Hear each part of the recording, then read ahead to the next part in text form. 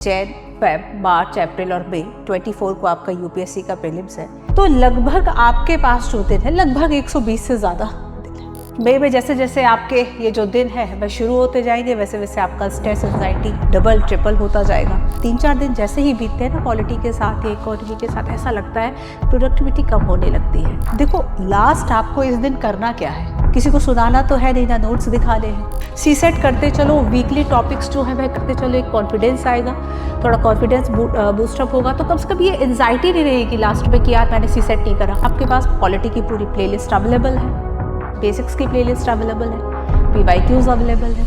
देखो आपके पास अभी 120+ डेज जो है वह बचे हुए हैं। आज जब मैं ये वीडियो बना रही हूँ, आज 20 जैन है। इस हिसाब से अगर आप डेज काउंट करेंगे, जैन, फेब, मार्च, अप्रैल और मई 24 को आपका यूपीएससी का प्रीलिम्स है, तो लगभग आपके पास जो दिन है लगभग 120 से ज्यादा दिन है। अब आपको करना क्या है कि थोड़ा सा अवेयर होके अपना ऑटो पायलट जो मोड आपने ऑन रखा है कि बिना किसी क्लैरिटी के पढ़ते जा रहे हैं, चलते जा रहे हैं, वो ऑफ करके सोचना है, क्लैरिटी लानी है कि आपको किस डे में क्या पढ़ना है, किस वीक में क्या पढ़ना है। और यही सारी बातें मैं आपसे आज करने वाली हूँ कि आप अपने जो अब अभी आपके ये जो कैलेंडर के मंथ बचे हुए हैं, आप प्रीलिम्स के लिए कैसे यूटिलाइज करें। तो वैसे सबकी स्ट्रैटेजी अलग अलग हो सकती है, बट एक जो तरीका मुझे समझ में आता है, एक जो तरीका जो सही हो सकता है आपके लिए, हम उस पर बात करते हैं। तो देखो लगभग जैन के तो आपके पास 10 डेज के आसपास बचे हुए हैं, ठीक है। फिर फैब है, 28 का फैब है, 31 मार्च के डेज है, अप्रैल है, मई है। मई में जैसे जैसे आपके ये जो दिन है वह शुरू होते जाएंगे वैसे वैसे आपका स्ट्रेस एंजाइटी डबल ट्रिपल होता जाएगा कि अब हम किस तरीके से आखिर प्रीलिम्स के लिए प्रिपेयर करें। तो अगर आप आज भी प्रिपरेशन को जो है वह एक सही राइट डायरेक्शन, राइट मोड पर स्टार्ट करें, तो डेफिनेटली ये कोई ऐसा टास्क नहीं है कि आप इसको प्लान कर ना पाए। आपको बेसिकली पढ़ना क्या है, आप अगर हम कोर सब्जेक्ट्स की बात करें कि ज्योग्राफी है, आपका पॉलिटी है, आपका इकोनॉमी है, ठीक है, हिस्ट्री है, तो ये सब मैं ये मानकर चलती हूँ कि आपने आज से तो शुरू करा नहीं होगा, है ना। लगभग साल भर से पढ़ रहे होंगे या लास्ट 6 मंथ से पढ़ रहे होंगे। तो एक बार तो आपने सारे सब्जेक्ट को ठीक तरीके से देखा हुआ है। अब थोड़ा सा आपको आगे स्ट्रैटेजिकली जो है वह चलना होगा कि प्रीलिम्स में कैसे क्वेश्चंस आते हैं और मैं कैसे उसको टैकल कर पाऊंगा, कैसे उसको टैकल कर पाऊंगी, उसके लिए मेरी प्रिपरेशन क्या है उसको आपको डिसाइड करना है, ठीक है। तो चलो बात करते हैं। अब देखो, हाँ, एक सबसे पहले मैं आपको बता दूं, कुछ बच्चे ऐसे हो सकते हैं जो कि 10 डेज का अगर प्लान करें तो 2 सब्जेक्ट लेकर चल सकते हैं।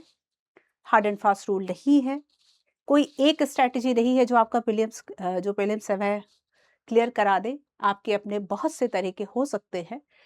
तो कुछ ऐसे स्टूडेंट हो सकते हैं जो कि एक कोर सब्जेक्ट लेकर चले, लेकिन होता क्या है ना कि 3-4 दिन जैसे ही बीतते हैं ना पॉलिटी के साथ या इकोनॉमी के साथ, ऐसा लगता है प्रोडक्टिविटी कम होने लगती है।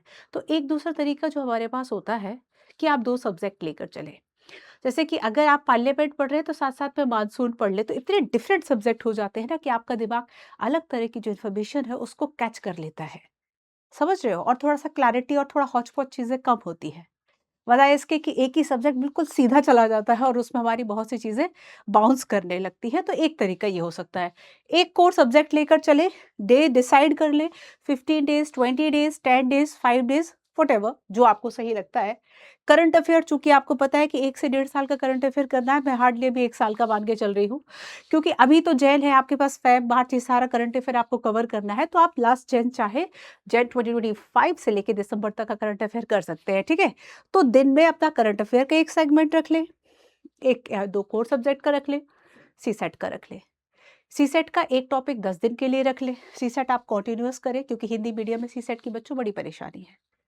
क्वालीफाइंग तो है, लेकिन क्वालीफाइंग के साथ अब तो बड़ा डिसाइडिंग एक फैक्टर होता जा रहा है कि अगर आपसे सीसेट नहीं बनेगा, ऑब्वियस सी बात है, जीएस पे कितनी भी मेहनत कर लो, मेंस में तो अपना हुनर नहीं दिखा पाओगे, है ना? तो क्या करो कि कोर सब्जेक्ट, एक करंट, दैट मीन्स 1 मंथ या 2 मंथ्स का जो भी करंट आपने 10 डेज़ के लिए रखा है, और रिवीजन, मॉक टेस्ट, प्रैक्टिस, ये सारी चीज़ें एक दिन में इतनी चीज़ें आपको रखनी पड़ेगी, उस हिसाब से आप करते जाइए, ठीक है?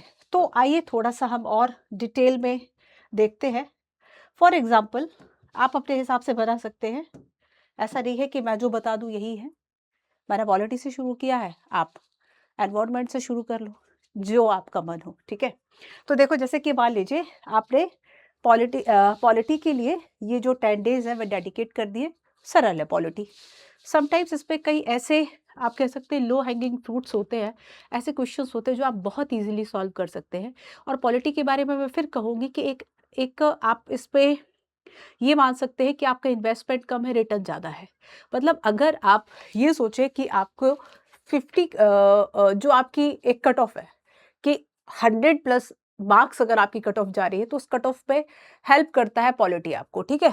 तो लो रिस्क होता है, हाई रिटर्न होता है। तो पॉलिटी एक ऐसा सब्जेक्ट है कि आपकी कट ऑफ पे मदद करेगा। तो क्या कर लो, पॉलिटी से शुरू कर लो, 10 दिन इसको दे लो। आपने ज़्यादा अच्छे से पढ़ रखा है, कम दिन दे लो, ठीक है।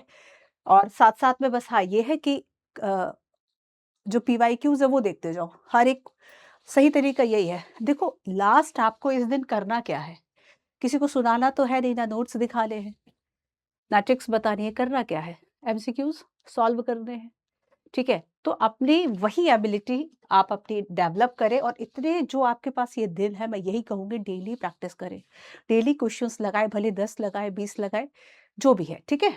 चलिए लग रहा है कमजोरी ज़्यादा है, ज़्यादा मुझे दिक्कत होती है क्वेश्चंस को समझने में, सही आंसर्स को टिक करने में, तो प्रैक्टिस ज़्यादा करो। तो हर एक बच्चे की अपनी अलग अलग वीकनेस हो सकती है, ठीक है, उस हिसाब से प्रैक्टिस कर लो।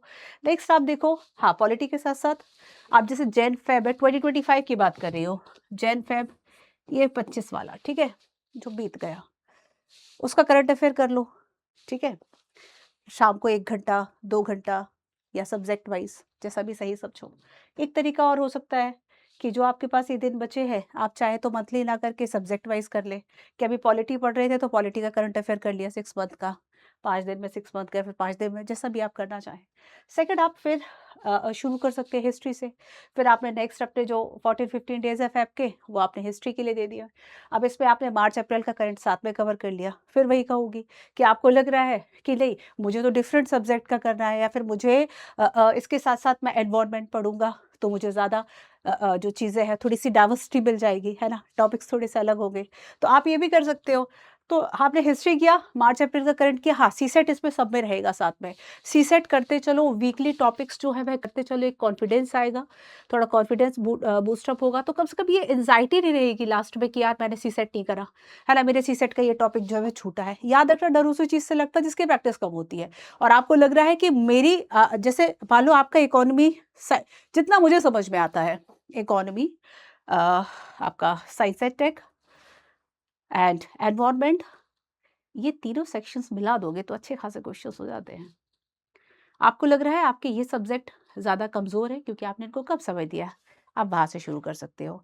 क्योंकि जो चीज़ आपको ज़्यादा पेनफुल लग रही है, ज़्यादा पिंच कर रही है कि ये प्रॉब्लम है मेरे साथ, तो उसको ज़्यादा टाइम दे लो, ठीक है, उसको स्टार्टिंग में रख लो, तो बाद में ये रहेगा कि अब सरल सरल बचा है तो मैं जल्दी कर लूँगा। नेक्स्ट देखो, फिर आप इसके बाद ये जो आपका ग्रीन हाईलाइट है 15 से लेकर 28 तक इकोनॉमी कर लो, मई जून का करंट अफेयर कर लो।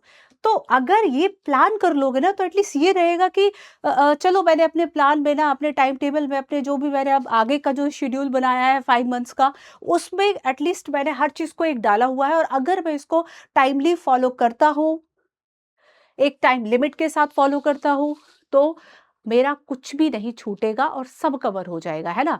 तो एक ये विश्वास रहेगा। वैसे भी कहते हैं कि अगर आपने प्लानिंग ठीक कर ली है मतलब आपकी जीत की आधी तैयारी तो वैसे भी हो गई है। अब बाकी आपका बचता है उस पे एग्जीक्यूट करना, तो वो कर लेना, ठीक है। चलिए फिर आगे देखो, मार्च में आ जाओ तो साइंस टेक कर लो, साइंस टेक कर लो। इसके साथ अपना जुलाई अगस्त का करंट अफेयर कर लो, सीसेट के कर लो। और याद रखना हर एक, जब भी आप नेक्स्ट सब्जेक्ट को स्टार्ट कर रहे हैं तो जो पुराना वाला है वो वॉश आउट नहीं होना चाहिए कि पूरा साफ हो गया। आप उसके क्वेश्चंस करते रहे 1 आवर या जो भी टाइम आपको लगता है उसको रिवाइज करते रहे, ताकि आपको ये कॉन्फिडेंस भी रहे कि जो पढ़ लिया वो भूले भी नहीं है, ठीक है। इसके बाद आप ज्योग्राफी एनवायरनमेंट कर लीजिए।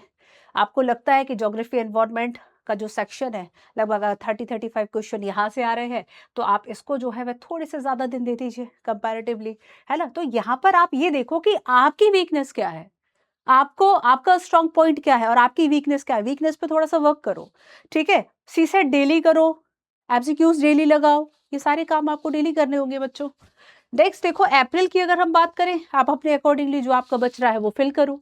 5 10 डेज के लिए मैं ये कहूंगी कि आप सेकंड जो आपने अभी यहाँ पे ये 3 मंथ्स कर लिया था लगभग, 3 मंथ्स तो नहीं कहेंगे कि लगभग आपने यहाँ पर जो 60 70 डेज कर लिया, आप वहाँ पे ये 1 1 वीक करके रिवाइज कर लें, कॉन्फिडेंस रहेगा। मोक लगा लें, फुल लेंथ टेस्ट लगा लें, खुद को प्रिपेयर करें कि आप एग्जामिन करें, असेसमेंट करें, सेल्फ असेसमेंट PYQs से, मोक टेस्ट से। ठीक है, एक और तरीका भी बताऊंगी मैं आपको नंबर बढ़ाने का। मई की बात करें तो मई में तो भाई 2 2 3 3 दिन आपके एक एक सब्जेक्ट के लिए रहते हैं कि 2 दिन में पॉलिटी रिवाइज की, 2 दिन में हिस्ट्री रिवाइज की, 2 3 दिन में आपने ज्योग्राफी रिवाइज कर ली।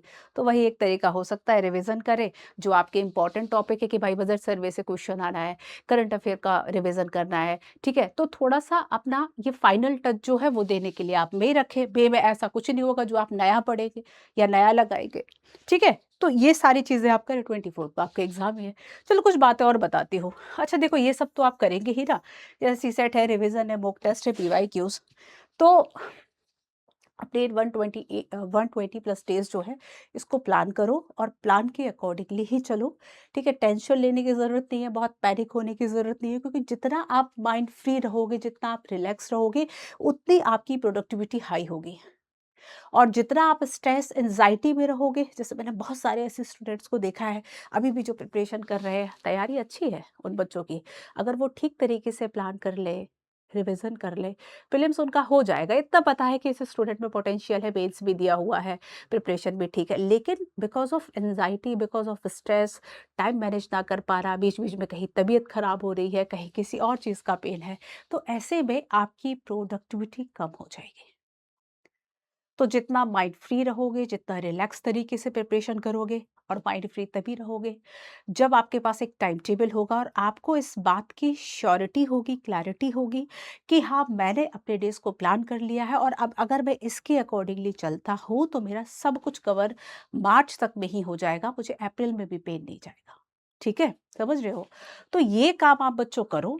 ठीक है, बाकी आपके अगर कोई क्वेश्चन है तो कमेंट में बताना, हम उसका आंसर ज़रूर करेंगे। चलिए, अच्छा एक चीज़ और जो मैं कह रही थी आपसे कि मैं आपको बताने वाली हूँ, वो ये है, देखो, जैसे कि आपने मान लीजिए बेसिक्स तो सारा पढ़ ही लिया था, ठीक है, एनसीईआरटीज़ पढ़ लिया था, आपने एडवांस भी पढ़ लिया था। अब ऐसी क्या चीज़ है जो आपके मार्क्स बढ़ा देगी? इसके अलावा आप सोचोगे कि आपके मार्क्स जो है वह कैसे बढ़ेंगे? कोई और तरीका है क्या? हाँ, है तरीका। और ये तरीका हो सकता है कि आप मूक लगाएं। जैसे कि मान लीजिए, मैं तरीका बता रही हूँ आपको। आपने पॉलिटी के 5 मूक्स लगाए, मूक टेस्ट लगाए आपने, ठीक है। और ये जो आपने 5 मूक टेस्ट लगाए बच्चे, आपने सब कुछ पढ़ लिया था, पर जिस कोचिंग का या जहां से भी आप सॉल्व कर रहे थे, लोगों के पास थोड़ा सा ज्यादा नॉलेज था और आपको बियॉन्ड आपने जो टॉपिक्स पढ़े थे उसके भी आपको ऐसा लगा कि यार ये तो कुछ नया था। तो यहाँ पर आपको 5 टॉपिक या 5 इंफॉर्मेशन न्यू मिली, ठीक है। और अगर ये आपको नई जानकारियां मिली, आप इसको नोट कर लीजिए,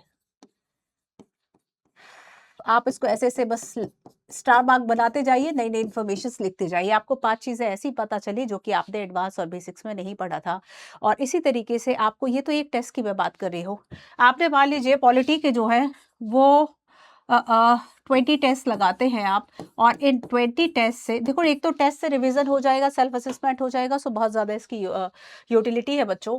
और अगर आपने 20 टेस्ट लगा और मान लीजिए इन 20 टेस्ट में आपको 100 पॉइंट्स नए मिले जो आपने कहीं नहीं पढ़े थे, सोचिए कितना बेनिफिट होगा, है ना।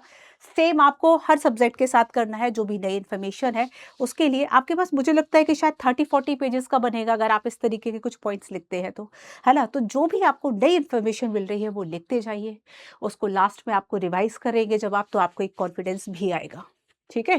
लास्ट में जब इसको रिवाइज करोगे ना तो एक कॉन्फिडेंस भी आएगा। तो फाइनली यही है कि जितने अच्छे तरीके से अभी प्लान कर लोगे, मैनेज कर लोगे, एग्जीक्यूट कर लोगे, आगे उतना टेंशन आपको कम रहेगा, ठीक है। So all the very best, preparation को अच्छे से करो, आपके पास अभी टाइम है, तसल्ली से प्रिपरेशन को करो, टाइम मैनेज करो, और अपना जो टाइम टेबल अगर कोई स्टूडेंट बनाए तो मुझे शेयर ज़रूर करना टेलीग्राम पे। टेलीग्राम चैनल आप सबको पता होगा, डिस्क्रिप्शन में भी ऐड होगा, ठीक है।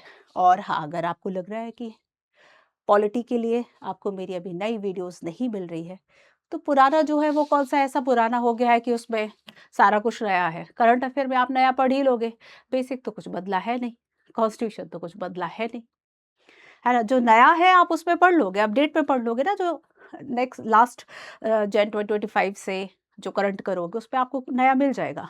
बाकी आपके पास पॉलिटी की पूरी प्लेलिस्ट अवेलेबल है, बेसिक्स की प्लेलिस्ट अवेलेबल है, पीवाईक्यूज अवेलेबल है, ठीक है, मैराथन सेशंस अवेलेबल है, और आगे भी आपको मिलेंगे ही टीचर्स के। तो वो आपके लिए क्विक रिवीजन के लिए बेस्ट है, बट किताबों पे भरोसा रखें, ठीक है। जो बेसिक बुक्स है वहाँ से सीधे सीधे लाइन जो है वह यूपीएससी पूछ लेता है। तो तैयारी की अपनी दिशा दशा दोनों सही रखें, ठीक है। चलिए, सो आपके जो भी कमेंट्स हो हमें ज़रूर बताइएगा, आपके जो भी डाउट्स रह गए हो हमें कमेंट्स में ज़रूर बताइएगा। मिलते हैं अपने नेक्स्ट वीडियो में। Thank you so much.